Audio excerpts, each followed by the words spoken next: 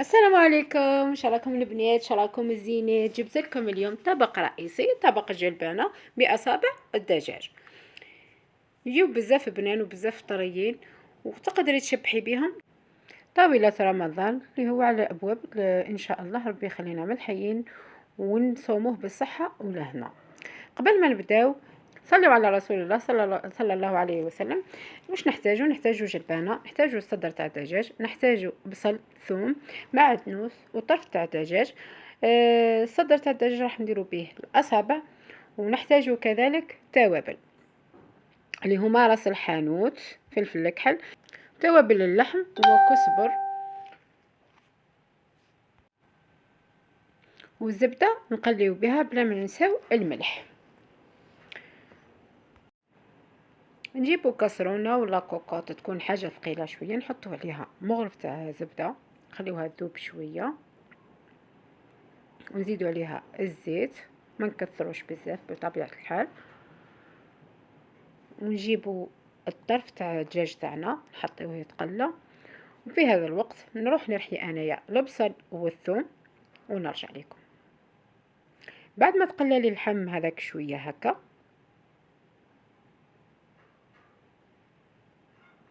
نحط عليه هذيك البصل اللي كنت رحيتها هي والثوم. انتي الكميه اللي راح ديريها، انا لهنا الكميه افراد العيله تاعي راهي صغيره على البنات، كل وحده والافراد العيله تاعها. هنا نحطو التوابل تاعنا اللي كنا ذكرناهم مسبقا، نحطو يعني المكونات اللي كنا ذكرناهم في الاول. نزيدو الملح، ونزيدو الجلبانه تاعنا،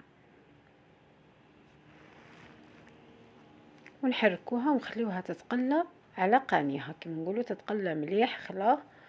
ونقصوا على نار تكون قليله باش تتقلى مليح. كما نعرفوا الجلبانه تحب تدي الوقت تاعها الكافي باش طيب مليح.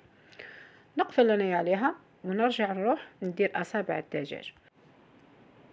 هنا نحتاجو كما قلت لكم قبيل التوابل، نفس التوابل تاعو قبيل، ونحتاجو ثوم، ملح. هنا نحطو بعد ما نقسم هذاك الطرف تاع الصدر، نقسمو الطرف نحطو في الاشوار، نزيد له الملح، نزيد له الثوم، فلفل الكحل، راس الحانوت، وكذلك كزبر مرحي وتوابل اللحم. نزيد عليه ثاني لا شابلور، نديرو مغرف كبيره ولا زوج مغارف هكا تاع قهوه، تكون مغرف تاع تحليه. ونزيد عليه عصرة تاع قرص، هذا هو اللي راح يعطيها هذاك البنه اللي مليحه. نزيدو عليها المعدنوس ونرحيو كلش مع بعض. انا هنا كنت ما درتش الكركم، نسيت راني ضفتو دركا. ونبداو نشكلو في الاصابع تاع الدجاج تاعنا. انا هنا استعنت شويه ما بركه في يديا باش نقدر نشكل هذوك الاصابع. تحبي تشكليهم كوريات انتي، ولا انتي واش حبيتي اصابع تكون خشانه على هكا، تحبي رقاق كيما تحبي. اذا نشكل انا الكميه تاعي كامل.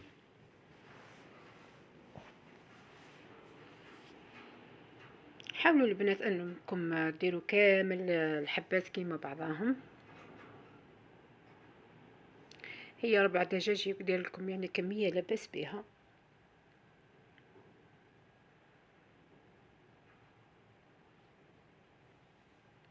ما تنساوش تشتركوا في قناتي وتفعلوا زر الجرس اذا اعجبتكم الوصفات تاعي، وتعطيوا رايكم في التعليقات.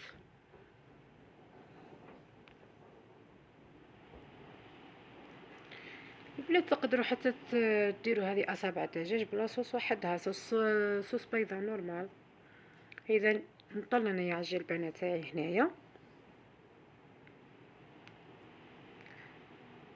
بعد ما كملت هاد الحبيبات تاعي انا نروح دركا نقليهم. جيبي مقله تكون شويه خشينه، نديروا عليها الزبده اللي راح تمد لهم هذيك الطراوه ويطيبوا لك يعني روعه. نزيد عليها شويه زيت، وتكون النار ماشي قويه وماشي ناقصه خلاص. نبدا نقلي في الحبات نتاعي. ما تخافوش البنات ماشي حيتحلوا لكم والله يثبت تغير الشكل تاعهم، راح تلقاوهم كيما شكلتوهم. مع هذا البرد والله يا البنات يليق حتى هذا الطبق ثاني مع البرد هذا، كيما راكم تشوفوا فيهم. شوفوا زيوه ما صار لهم حتى حاجه.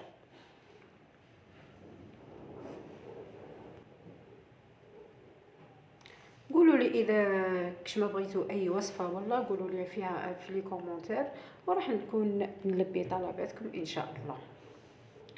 بعد ما كملت الكميه كامل كما راكم تشوفوا فيهم، طابوا لي اللون يعني يهب لي شهي، واحد الريحه ثاني تاع الزبده والدجاج. واش نحكي لكم يا البنات والله واحد الريحه تشهي.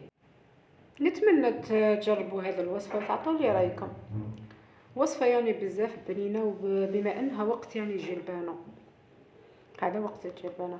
هاي ليكم جلبانه اللي هنا راهي تقلات لي كيما تحب، كيما يحب الخاطر. هنا نضيفوا دوك الاصابع، نزيدو نخليهم حتى هما يتقلاو معاها شويه، ونزيدو نمرقوا عليهم.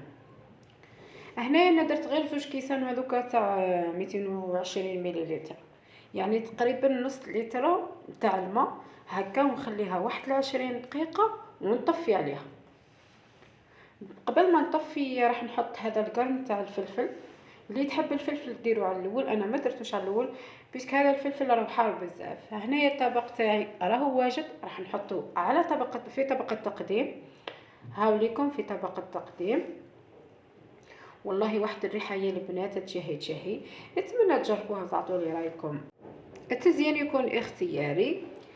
كانت هذه وصفتنا لنهار اليوم. نلتقي في وصفات سهلة وبسيطة ولذيذة كالعادة. سلام.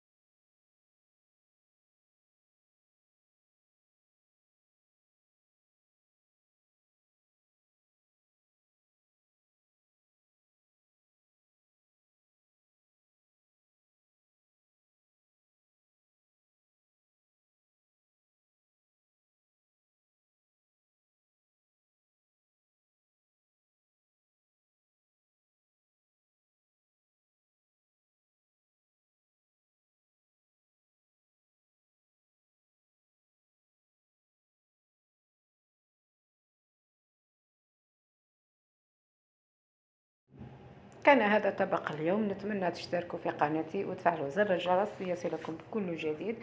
سلام، نلتقي في وصفات أخرى.